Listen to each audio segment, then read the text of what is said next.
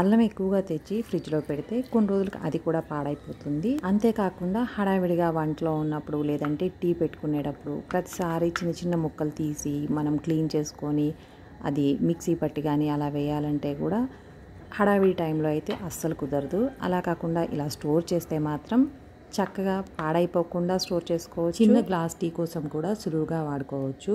ముందుగా వీడియో నచ్చితే తప్పకుండా లైక్ చేయండి, ఛానల్ని సబ్స్క్రైబ్ చేయండి, పక్కనే ఉన్న బెల్ ఐకాన్ క్లిక్ చేయండి.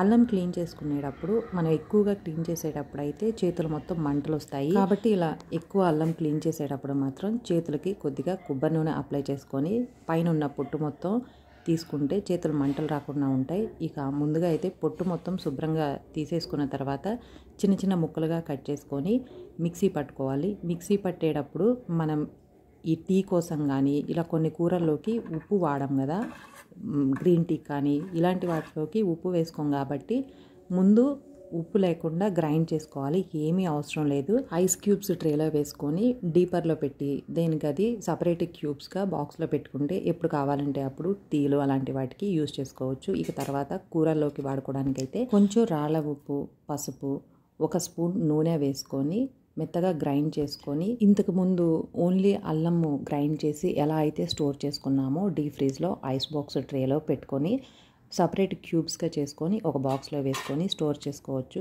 చాలా కూరలకి వెల్లుల్లి కూడా వాడకుండా ఓన్లీ అల్లం వాడతాం కదా, అలాంటప్పుడు ఇది యూజ్ చేసుకోవచ్చు. వెల్లుల్లి కూడా కావాలంటే ఈ అల్లం పేస్ట్తో వెల్లుల్లి పేస్ట్ కూడా వేసుకొని ఈ అల్లం వెల్లుల్లి పేస్ట్ రెండు కలిపి వేసినా కూడా తాజాగా ఉండాలి అంటే ఉప్పు, పసుపు, నూనె వేసుకొని గ్రైండ్ చేసుకుంటే ఎక్కువ రోజులు తాజాగా నిల్వ చేసుకోవచ్చు. మీకు ఈ వీడియో నచ్చితే తప్పకుండా లైక్ చేయండి, షేర్ చేయండి, ఛానల్ని సబ్స్క్రైబ్ చేయండి.